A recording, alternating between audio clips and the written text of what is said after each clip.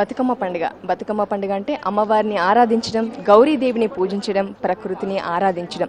మరి ఈ గొప్ప పండుగ మరి ఈరోజు 4వ రోజుకు చేరుకుంది. 4వ రోజు కరీంనగర్లో అంగరంగ వైభవంగా జరుగుతుంది. మనం ఇక్కడ బతుకమ్మ పేర్చే కార్యక్రమంలో ఉన్నాం. మరి బతుకమ్మ పేర్చే కార్యక్రమం ఇక్కడ కరీంనగర్ ప్రాంత స్థానిక మహిళలు అందరూ కలిసి ఇక్కడ పేర్చే కార్యక్రమంలో నిమగ్నమై ఉన్నారు. మనం చూస్తున్నాం ఎంత అందమైన బతుకమ్మలు ఇక్కడ పేర్చారు.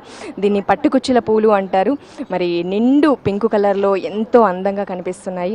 మరి వలయాకారంలో ఎంతో అందంగా పేర్చారు. మరి బతుకమ్మ గురించి 4వ రోజు బతుకమ్మ విశిష్టత గురించి మరి తెలంగాణ జాగృతి అధ్యక్షురాలు నిజామాబాద్ ఎంపీ మరి కల్వకుంట్ల కవిత గారిని అడిగి తెలుసుకుందాం.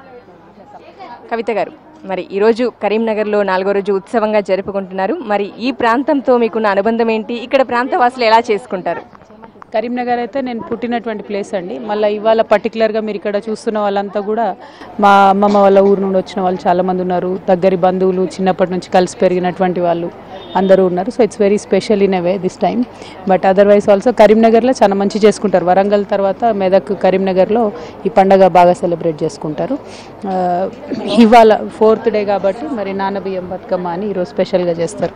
సో స్వీట్ బియ్యంతో చేసేటటువంటి స్వీట్ అదంతా. మామూలుగా పండుగలకి మనము ప్రత్యేకంగా అమ్మమ్మ వాళ్ళ ఇంటికి వెళ్ళి చాలా ఇష్టంగా జరుపుకుంటాం. ఈరోజు మరి కరీంనగర్లో 4వ రోజు జరుపుకుంటున్నారు. మరి ఇక్కడ చూస్తే బతుకమ్మలు చాలా అందంగా ఉన్నాయండి. పువ్వులు మరి ప్రత్యేకించి చాలా అరుదుగా దొరికే పువ్వులు ఉన్నాయి. మీకు ఎలా అనిపిస్తుంది ఇక్కడ? ఇక్కడ నిన్న మొన్నటి కన్నా బెటర్గా పువ్వులు దొరికినాయి మనకు. సో చాలా రకాల పువ్వులు కూడా కనిపిస్తూ ఉన్నాయి. గుమ్మడి పూలు, అదేవిధంగా అమ్మవారిని అలంకరించేటటువంటి ఆస్కారం కూడా ఇక్కడ దొరికింది. నిన్న అయితే అన్ని మ్యాక్సిమం బంతులతోనే చేయడం జరిగింది. అంటే ఈరోజు మీరు కరీంనగర్లో జరుపుకుంటున్నారు. కరీంనగర్ మీ బాల్యం నుంచి ప్రస్థానం ఇక్కడ జరిగింది, అలాగే రాజకీయ ప్రస్థానం కూడా జరిగింది అంటారు. మరి దాని గురించి తెలియచేయండి. ఇక్కడ రాజకీయ ప్రస్థానం ఏం లేదండి. ఇక్కడ నుండి నిజామాబాద్ నుండి నేను పోటీ చేస్తూ ఉన్నాను కాబట్టి కరీంనగర్లో అయితే మాకు సంస్థ, మా జాగృతి సంస్థ చాలా పటిష్టంగా ఉంటుంది. ఇక్కడ ఉండేటటువంటి కార్యకర్తలు కానీ అందరు కానీ చాలా పెద్ద ఎత్తున ఉంటారు. కరీంనగర్ అంటే చాలా యాక్టివ్, ఫస్ట్ నుంచి కూడా పోరాటాల్లో దాంట్లో అన్నిట్లో కూడా చాలా యాక్టివ్గా ఉంటుంది. సో కరీంనగర్లో పాటలు కూడా డిఫరెంట్గా ఉంటాయి. మీరు ఒక పాట పాడుకోవచ్చు.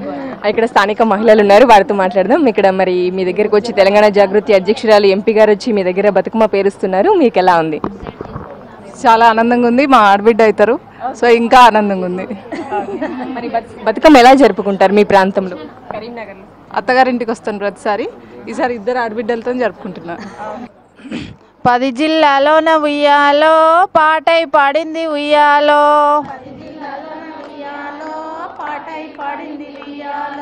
పాటై పాడింది ఉయ్యాలో, ఆటై ఆడింది ఉయ్యాలో,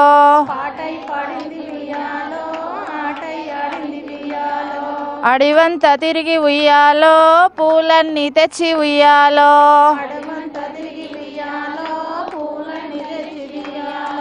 తీరొక్క పూలు ఉయ్యాలో, బతుకమ్మ పేర్చి ఉయ్యాలో,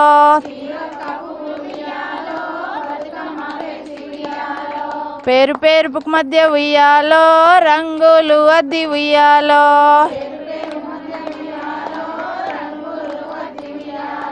గుమ్మడి ఆకుల్ల ఉయ్యాలో, బీర ఆకుల్ల ఉయ్యాలో,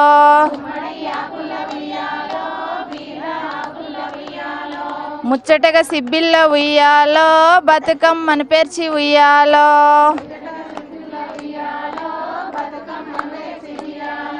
కన్యలకు ఇచ్చింది ఉయ్యాలో, బొడ్డెమ్మ పండుగ ఉయ్యాలో,